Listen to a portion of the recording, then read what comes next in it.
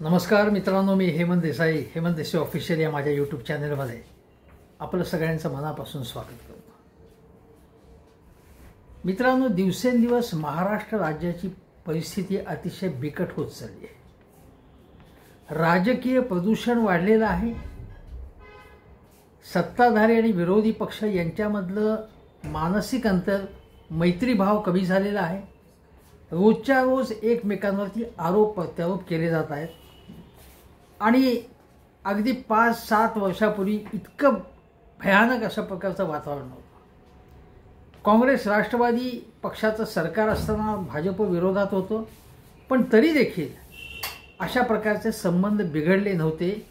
ते मुख्यतः देवेंद्र फडणवीस यांच्या नेतृत्वाखाली जेव्हा महाराष्ट्र राज्यात सरकार आलं त्यानंतर बिघडायला सुरुवात केली। प्रथम हे संबंध फडणवीस आणि उद्धव ठाकरे एकाच सरकारमध्ये होते, पण त्यांच्यामध्ये कुठेतरी मिठाचा खडा पडला, त्यांच्यामध्ये मतभेद निर्माण झाले। नंतर काय झालं हे आपल्याला माहिती आहे। त्यानंतर एकनाथ शिंदे आणि फडणवीस एकत्र आले, पण आता त्यांच्यामध्ये सुद्धा अंतर निर्माण झालेलं आहे। अजितदादा आणि एकनाथ शिंदे यांचे संबंध फार सख्य आहे अशातला भाग नाही। त्यामुळे धनंजय मुंडे यांचा राजीनामा जेव्हा मागण्यात येतोय तेव्हा टोलवाटोली केली जाते, पण त्यांनी राजीनामा द्यायचा की नाही हा निर्णय त्यांचा आहे असं भारतीय जनता पक्षाचे चंद्रशेखर बावनकुळे यांच्यापासून ते शिंदे गटाचे जे कोणी नेते आहेत तेही म्हणतात की तो त्यांनी निर्णय घ्यावा। म्हणजे धनंजय मुंडे यांनी राजीनामा देण्याचं कारण नाही असं कोणी म्हणत नाहीये। राजीनामा द्यावा अशी यांचीच इच्छा आहे। फक्त मांजराच्या गळ्यात घंटा कोणी बांधायची असा प्रश्न आहे, पण आत्ता तो विषय नाहीये। ते झालं राजकारण। आज मला अर्थकारणाबद्दल बोलायचं आहे आणि ते सांगताना मी जे या व्हिडिओला शीर्षक दिले की एकनाथ शिंदे यांच्यामुळे महाराष्ट्र दिवाळखोर झाला आहे का, महाराष्ट्र आर्थिक संकटात आला आहे का? तर होय, संकटात आला आहे। मी कुठल्याही विद्वेषी भावनेनी हे बोलत नाही आहे, केवळ नकारात्मक काही बोलायचं म्हणून बोलत नाही। मी तुम्हाला फॅक्ट्स अँड फिगर्स सांगतो याच्या। बघा, एकनाथ शिंदे काय म्हणतात की मी देणारा मुख्यमंत्री आहे, घेणारा नाही। मी कर्णाचा अवतार आहे, मी कुबेर आहे, कुबेराचा अवतार आहे आणि माझा खजिना हा लोकांसाठी आहे असं सांगणाऱ्या एकनाथ शिंदे यांनी हा खजिना त्यांच्या काळामध्ये त्यांचं सरकार असताना अक्षरशः लुटला आणि त्यामुळे महाराष्ट्राची आर्थिक परिस्थिती बिघडली आहे। तुम्ही म्हणाल केवळ एकनाथ शिंदेच होते का सरकारमध्ये? एकनाथ शिंदे यांचं नेतृत्व होतं, मुख्यमंत्री होते ते। अजितदादा त्यांच्या हाताखाली अर्थमंत्री होते, देवेंद्र फडणवीस त्यांच्या नेतृत्वाखाली उपमुख्यमंत्री होते। त्यामुळे मुख्य जबाबदारी ही एकनाथ शिंदेंवर येते। सर्व जबाबदारी मी म्हणत नाही, पण मुख्य जबाबदारी त्यांच्यावर येते आणि म्हणून एकनाथ शिंदे आणि एकनाथ शिंदेंचं एकूण बघितलंय की मी लोकात राहणार आहे, लोकात मिसळणार आहे आणि लोकात मिसळता तुम्ही जिथे जाता तिथे घोषणांचा पाऊस पडता, आश्वासनं देता, रेवडे वाटता आणि त्यामुळे महाराष्ट्राची वाट लागली।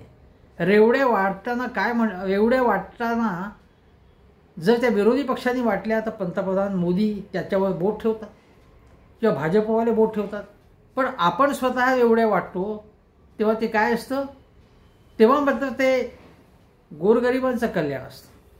हा यांचा दुटप्पीपणा आहे आणि मुख्य म्हणजे एकनाथ शिंदे जो काही कर्णाचा अवतार स्वतःला समजत असतील, पण ते पैसे त्यांच्या खिशातनं जात नाही आहेत। हे पैसे जात आहेत आणि जात होते त्यांच्या काळात, मी 2.5 वर्षाच्या कारभाराबद्दल म्हणतो। त्या काळामध्ये हे पैसे हे त्यांच्या खिशातून न जाता हे सरकारच्या तिजोरीतून जात होते। एक साधं उदाहरण सांगतो तुम्हाला की महायुती सरकारने एकनाथ शिंदेंच्या काळामध्ये जेवढ्या जाहिराती केल्या शासकीय तिजोरीतून, पक्षाच्या नाही सरकारच्या, तेवढ्या जाहिराती कोणीच केल्या नव्हत्या। एवढ्या जाहिराती हे शासनाच्या प्रसिद्धी विभागातलेच अधिकारी खासगी तुम्हाला सांगत होते। आज अशी स्थिती आहे की महाराष्ट्राचं डोक्यावरचं कर्ज हे 8.5-9 लाख कोटी रुपयांच्या घरात आहे.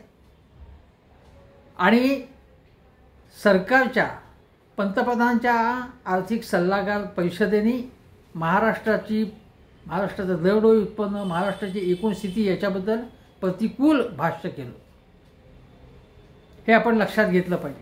हे विरोधी पक्ष म्हणत नाहीत.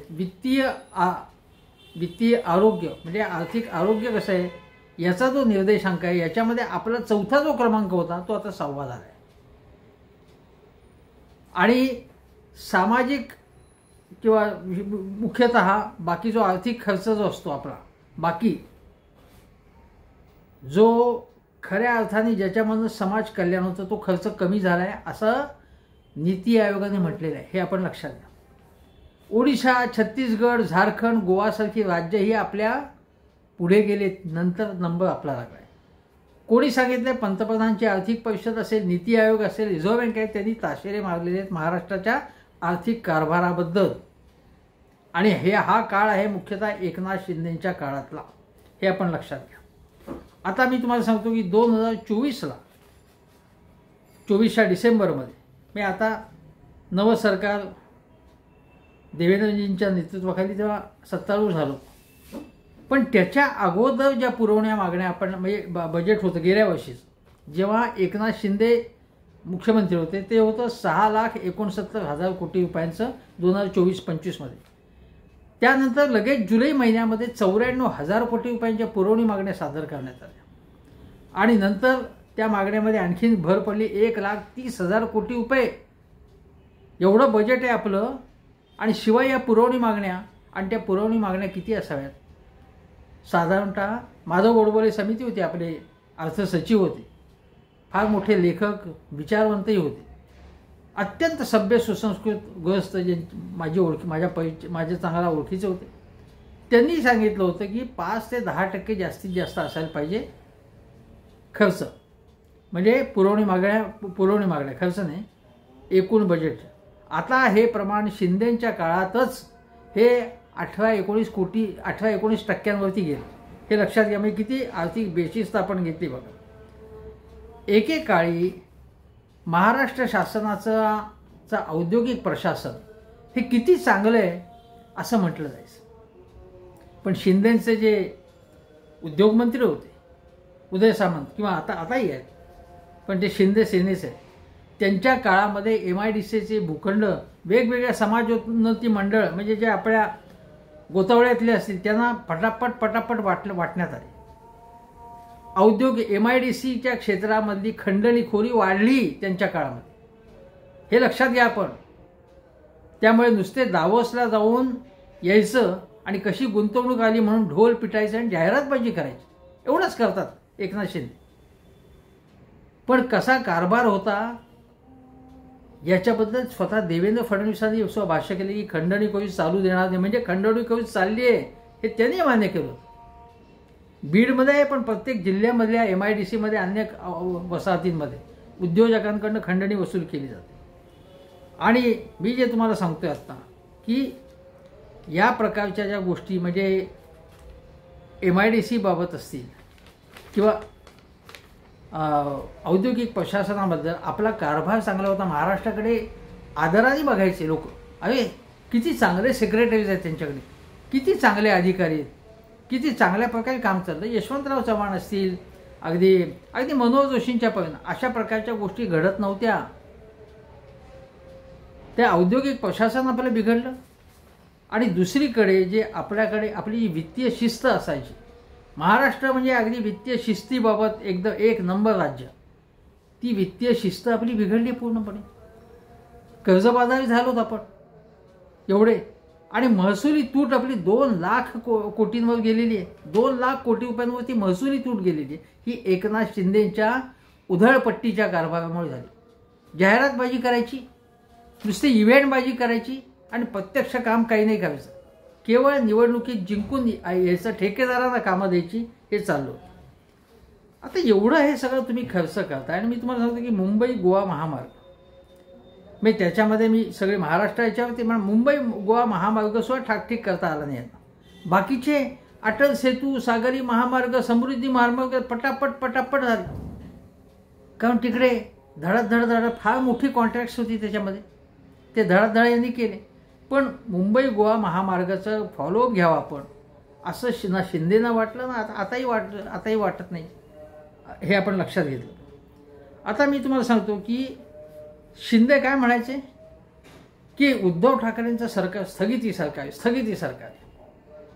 आता त्या काळामध्ये करोना होता, जलयुक्त शिवार योजनेला त्या काळात स्थगिती दिली, त्याचं चौकशी सुरू झाली. पण ती माझ्या मते त्याच्यामध्ये पॉलिटिकल कारण होतं आणि त्याचं मी समर्थन बिलकुल करणार नाही. परंतु बाकीच्या कामांना ज्या काही स्थगिती होती ती कुठल्या कामाला स्थगिती दिली? करोनाच्या काळामध्ये जेव्हा परप्रांतीय मजूर असतील किंवा एकूण जास्तीत जास्त गर्दी होऊ नये म्हणून कामांना स्थगिती देणं, बाकी काही कामांना स्थगिती देण्यात आली. आणि हे होतं ना एकनाथ शिंदेचे, तुम्ही काय करत होतात तेव्हा? तुम्ही मंत्रिपदाचे फायदे घेऊन पुन्हा उद्धव ठाकरेंच्या नावाने शिमगा करता. मी काही वाटायला पाहिजे, म्हणजे तुम्ही त्यावेळी त्याग केला असता तर ठीक होतं. पण ते मंत्रिपद गद्दारी करून सोडताना आम्ही सत्ता सोडतोय असं ते म्हणाले. अरे सत्ता सोडतोय म्हणजे दुसऱ्या दिवशी तुम्हाला सत्ता मिळावी माहिती होतं ना. मी किती ढोंगबाजी करतात हे बघा.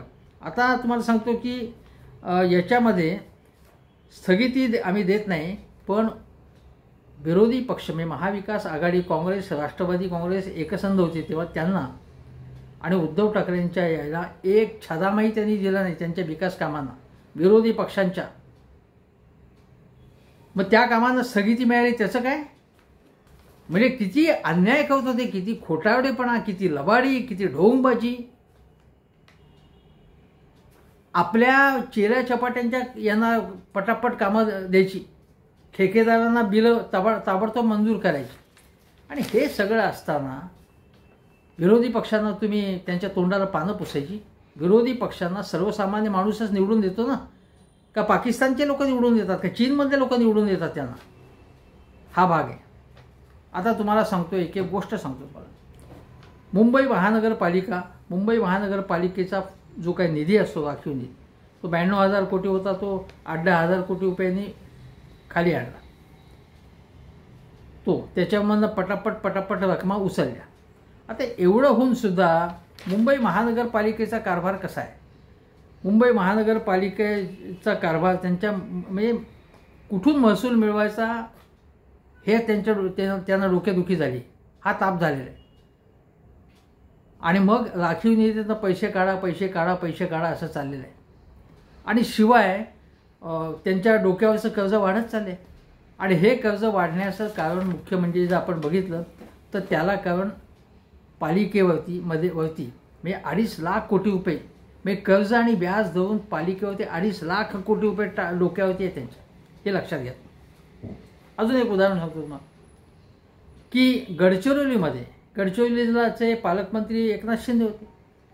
तर तिथे जिल्हा खनिज प्रतिष्ठानना जे महसूल मिळतो जो त्याच्यातनं जी काही कामं घ्यायची असतात त्या कामांमध्ये सुद्धा गैरवापर, म्हणजे जो काही फंड मिळतो, जो काही महसूल मिळतो त्याचा गैरवापर झाल्याची तक्रार झाल्यामुळे 100 कोटी रुपयांची कामं थांबवण्यात आलेली आहे. कारण जे गडचिरोलीमध्ये नेते आणि कंत्राटदार एक झाले आणि जे बाधित क्षेत्र असतं म्हणजे जिथे खाणकाम असतं तिथे जो बाधित क्षेत्र असतं तिथे कामं कुठली गेली की ज्याच्यामध्ये माल मिळेल, मलईदार, हे बघितलं गेलं. हे आपण लक्षात घ्या. आता तुम्हाला सांगतो की एक एक गोष्टी हे कशा करतात. आता झोपडपट्टींचं पुनर्वसन योजना माहिती आहे, झोपू योजना. आपल्याला न्यायालयाने सांगितलं की मिळेल तिथे अतिक्रमण करा आणि घरं मिळवा, अशी योजना तुम्ही राबवताय का? आणि बघा या झोपू योजनांना गती देतोय, याच्यामध्ये फार मोठ्या प्रमाणात आर्थिक व्यवहार चालतात, हे लक्षात घ्या. ही एक गोष्ट तुम्हाला. नंतर एकनाथ शिंदेंच्या काळात गोविंदांना आरक्षण म्हणजे दही अंडीवाल्या, त्यावेळी अजित नवले जे अत्यंत प्रामाणिक शेतकरी नेते आहेत, कष्टकऱ्यांचा आवाज येतो, ते काय म्हणाले की सत्तेत आल्यावर सामान्यांच्या जीवाशी हे लोक खेळ करतात आणि गोविंदांनी मागितलं होतं का? दहीहंडी मध्ये खेळ गोविंदा जे असतात त्यांनी मागितलं होतं कोणी की आरक्षण द्या म्हणून आम्हाला नोकरी सरकारी. तुम्ही 5% आरक्षण देतात आहे ना. मग मराठा शेतकरी आहेत किंवा नुसते शेतकरी आहेत, त्यांचं आता तोट्यात गेले सगळं. मराठ्यांचं दुःख आपल्याला माहिती आहे काय. त्यांना आरक्षण पाहिजे, तिथे प्रॉब्लेम आहेत, आणि मग तुम्ही यांना आरक्षण देता. आणि मग अजित नवले म्हणतात की अशिक्षित अशिक्षित आणि दिवाळखोर लोक, ज्यांचं बुद्धीचा दिवाळा निघाले, असे लोक असे निर्णय घेतात, अशी कडक टीका त्यांनी तेव्हा केली होती. हे शिंदे मुख्यमंत्री असताना हे तुम्हाला सांगतो. नंतर आज अशी स्थिती आहे की तुम्हाला माहिती असेल की एसटीमध्ये आजच बातमी आहे, पुण्याच्या एसटी कर्मचारी संतापलेले आणि ठिकठिकाणचे, की त्यांची जी प्रॉव्हिडंट फंडची जी रक्कम जो आहे हिस्सा 400-450 कोटी रुपये, म्हणजे जो प्रॉव्हिडंट फंड जो एसटी महामंडळाकडनं तो भरावा लागतो, तो भरला न गेल्यामुळे आता गेल्या ऑक्टोबरपासून श्रीरंग बर्गे हे एसटी कामगारांचे एक प्रामाणिक नेते जातात. त्यांनी मला सांगितलं की ऑक्टोबरपासून या प्रॉव्हिडंट फंडचा हा प्रॉब्लेम तसाच आहे. सरकार पैसे देत नाही एसटी महामंडळ, आणि एसटी महामंडळाचा कारभार आजबट्ट्याचा आहे. पण सरकारने त्यांना आधार दिला पाहिजे होता. महाविकास आघाडी असताना हे लोक बोंबाबोंब करत होते, आणि आता काय, तेव्हा शरद पवारांच्या नावाने जी बोंबाबोंब चालली होती. आता एसटी महामंडळाची ही दुर्दशा म्हणजे आता, आणि त्या प्रॉव्हिडंट फंडमधनं म्हणजे जे निवृत्त आहेत, होणार आहेत, होत आहेत, त्यांना तर मिळालीच पाहिजे वेळेवरती.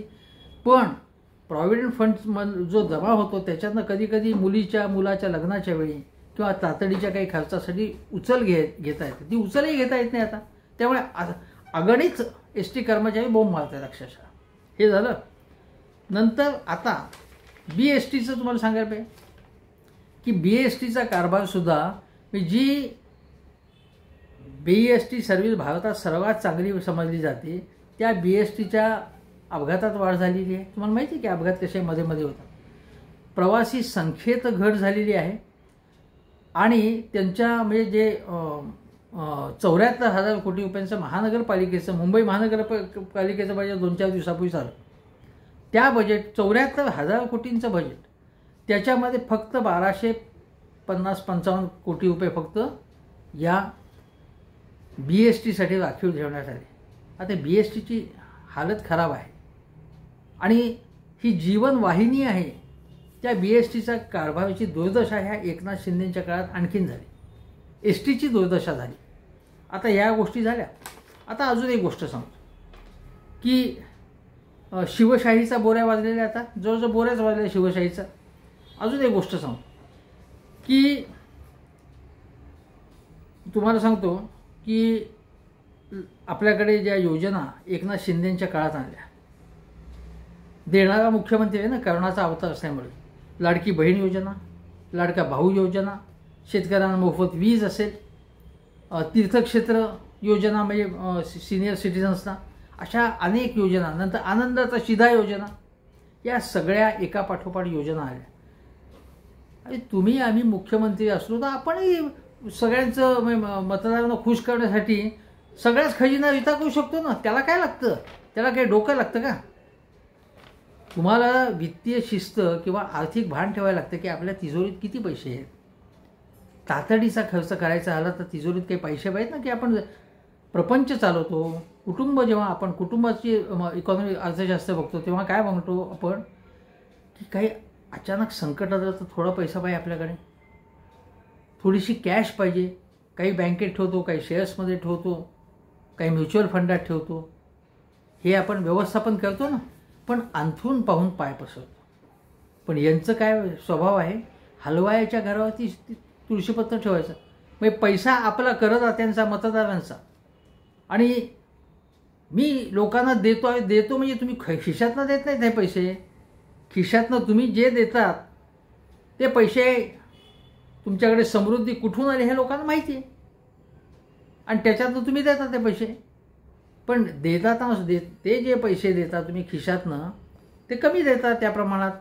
जेवढे तुम्हाला मिळालेले असतात त्याच्या प्रमाणात देता का, हा खरा प्रश्न आहे. आता मी तुम्हाला सांगतो की या सगळ्या योजनांमुळे काय झाले, मग काटकसर आणायला लागली. त्यावेळेस आमच्यासारखे लोक सांगत होते की अशी उधळपट्टी करू नका. पण लोकसभा निवडणुकीत दाणादाण उडाल्यामुळे हे घाबरले आणि मग हा फंडा काढला. मध्य प्रदेशच्या योजनेची कॉपी केली, लाडकी बहीण. मग लाडकी बहीण योजना कोणी आणली म्हणून श्रेयवाद सुरू झाला. तिन्ही पक्षांचे म्हणजे देवेंद्र फडणवीस, एकनाथ शिंदे, अजितदादा हे बॅनरबाजी करू लागले. पण लाडक्या बहिणीच्या योजनेमध्ये म्हणजे 1500 ते आम्ही 2100 देऊ ही घोषणा परस्पर एकनाथ शिंदेने मुंबई बाहेर, मला वाटतं कोल्हापूर का कुठे ते दौऱ्यावरती असा परस्पर केली. त्यावेळी अजितदादा विचारला 2100 देणार तुम्ही? ते म्हणा मला माहिती नाही बाबा, ते पैसे कुठून आणणार वगैरे त्यांनी विचार केला असेल असं त्यांनी टोमणाही मागला एकनाथ शिंदे. आता हे कोणाच्या लक्षात नाही, पण मी बघितलं होतं. पण आता या योजना इतक्या तुम्ही आणताय, पैसे कुठून आणणार हा खरा प्रश्न होता जो आमच्यासारखे लोक विचारतो. पण यांना काय पडलेलं होतं, विधानसभेत कुठूनही काहीही फंडे वापरून यश मिळवायचं होतं म्हणून त्यांनी राज्याच्या तिजोरीची अक्षरशः लूट केली आहे. लोकांनी उधळले पैसे.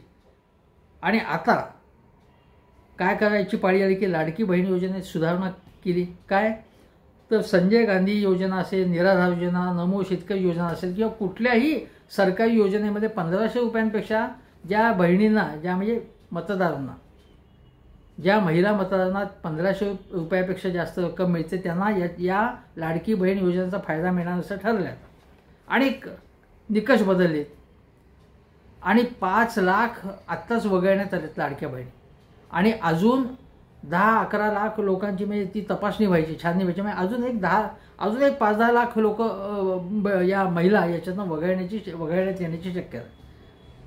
आणि आत्तापर्यंत यांनी त्याच्या बऱ्यापैकी पैसे वाटलेले आहेत. आत्तापर्यंत 7 महिन्यामध्ये 25,000 कोटी रुपयांहून रक्कम वाटलेली आहे. आता यामध्ये ज्या अपात्र ठरल्या आहेत महिला, आता त्या तुम्ही तेव्हा का नाही विचार केला, तेव्हा हे निकष का नाही लावले? पात्र अपात्र, कारण हा पैसा आमचा आहे. ज्या गाड्यातनं फिरतायत, ज्यांच्याकडे 15-20 एकर जमीन आहे, अशा ज्या बहिणींना सुद्धा याचा फायदा तुम्ही देतात. 7-7 महिने 5-5 महिने फायदा दिला. हा पैसा तुमच्या खिशातनं नाही आणलेला, हा आमचा पैसा आहे. हा गरिबांचाही पैसा आहे. त्यांच्यावरती अन्याय, यांना हे पैसे दिले अपात्र माहीत, त्यांच्याकडनं ते वसूल केले पाहिजे. पण वसूल केले तर क्षोभ होईल, लोक चिडतील अशी यांना भीती आहे. पण कठोर निर्णय घेतला पाहिजे हा. कारण तो जो पैसा तुम्ही परत घ्याल त्याच्यातनं ज्या गोरगरीब महिला आहेत, निराधार महिला आहेत, वृद्ध महिला आहेत, वृद्धाश्रम आहे, तिथे तुम्हाला मदत करता येईल ना. आणि त्या बहिणीच आहेत ना. तेव्हा बघा, या गोष्टी सांगणं अतिशय आवश्यक आहे. कारण कठोर निर्णय यांना घ्यायचेच नाही आहेत. आता तुम्हाला सांगतो की काटकसर करतायत. अजितदादांनी सांगितलं आहे किंवा अर्थखात्यातल्या लोकांनी सांगितलं आहे की 30% खर्चात कपात करणार. 30%. आता बघा, महसुली आणि भांडवली खर्चात 30% कपात करणार आहेत. सरकारी वाहनांचा आणि इंधन खर्चात 20% कपात करणार आहेत.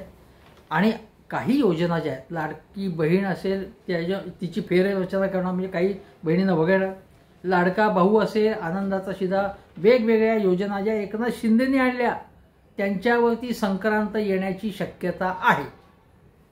हे आपण लक्षात घेतलं पाहिजे. याचा अर्थ असा आहे की अर्थव्यवस्थेचा किंवा आपल्याकडे तिजोरीत किती पैसे आहेत याचा विचार न करता एकनाथ शिंदेंनी त्या योजना सुरू केल्या.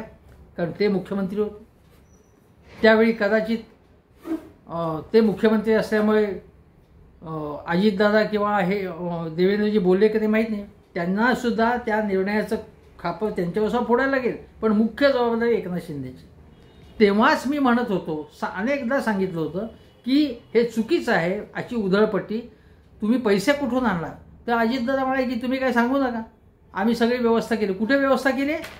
आता तुम्हाला सांगतो की हे कसे चालूगिरी करतात बघा. आता हा जो अर्थसंकल्पात जो खर्च असतो, खर्च केलेला आहे, अर्थसंकल्पात जी काही तरतूद केलेली असते त्याच्यापैकी खूप कमी रक्कम मुळात खर्च केलेली आहे. जो काही खर्च म्हणजे तुम्हाला सांगतो की 46% रक्कम खर्च केलेली आहे अर्थसंकल्पातली चालू वर्षात.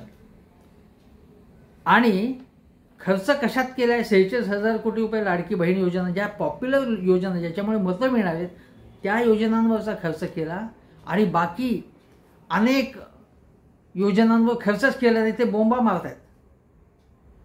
त्या योजना या म्हणजे आदिवासींच्या बद्दलच्या असतील, अल्पसंख्याक समुदाय असतील, ओबीसी असतील, गोरगरीब असतील, ते ठाणाणा करतात. अनेक योजनांना तिथे पैसेच मिळाले नाहीत.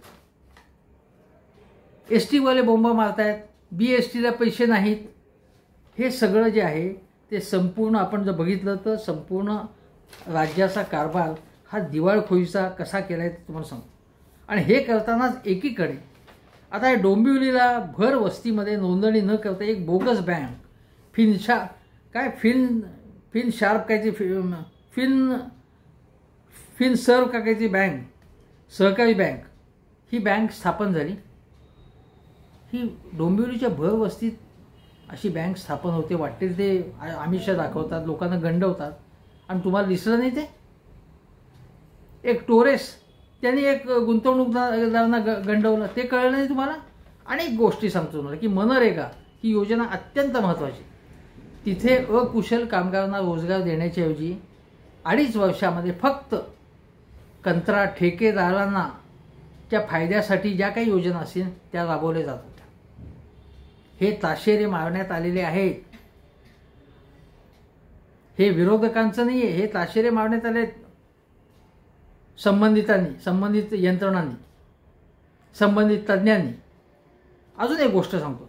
संदीपान भुमरे यांनी या भूजल पुनर्भरण, पेयजल या ही जी कामं जी आहेत त्यामध्ये त्यांनी संदीपान भुमरे जे रोजगार हमी मंत्री होते, आता नाही येते, ते शिंदे सेनेचे, त्यांनी 1,00,000 विहिरी पटापट कामं काढली आणि पैसे भडाभड रिलीज करण्यात आले.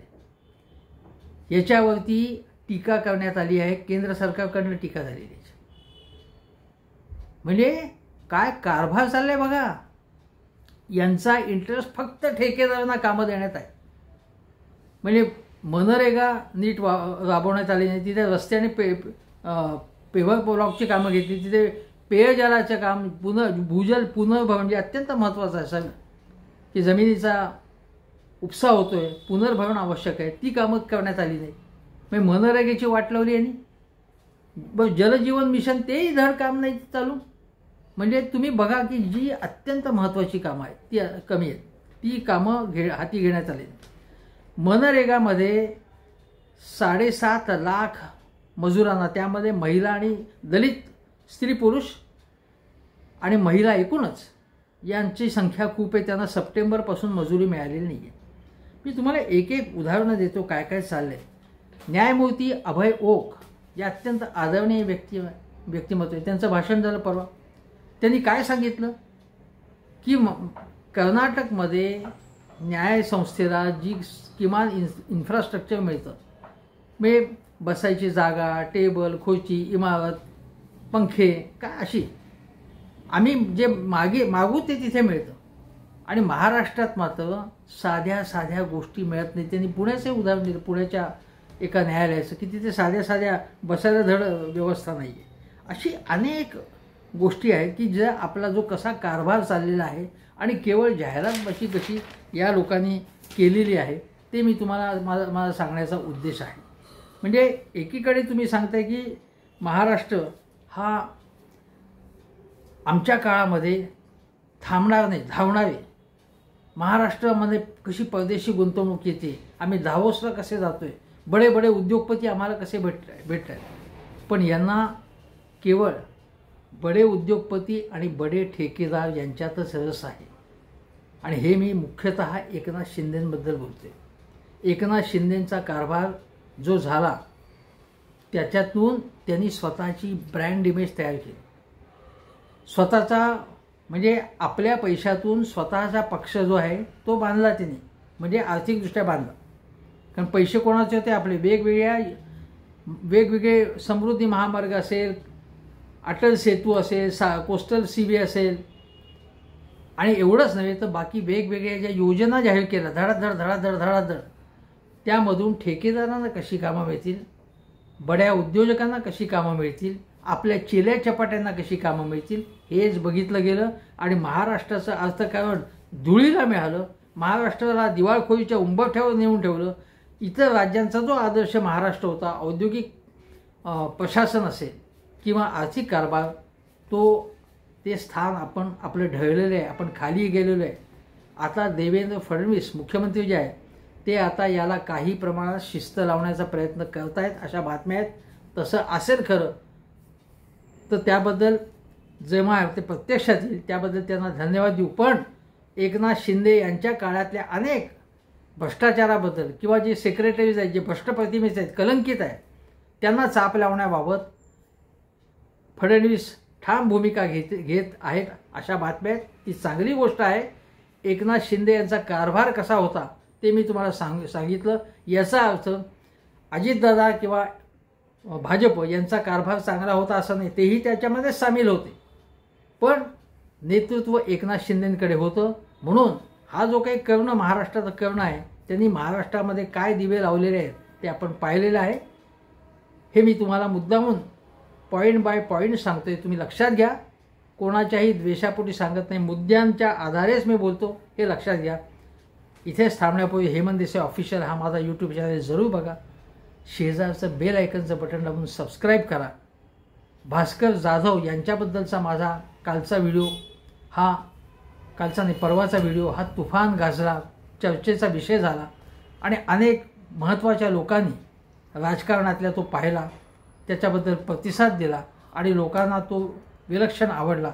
हे इथे मुद्दामून सांगतो. असेच माझे व्हिडिओ पाहत जा आणि व्हायरल करत जा हे आवाहन करतो आणि इथे सांगतो. नमस्कार.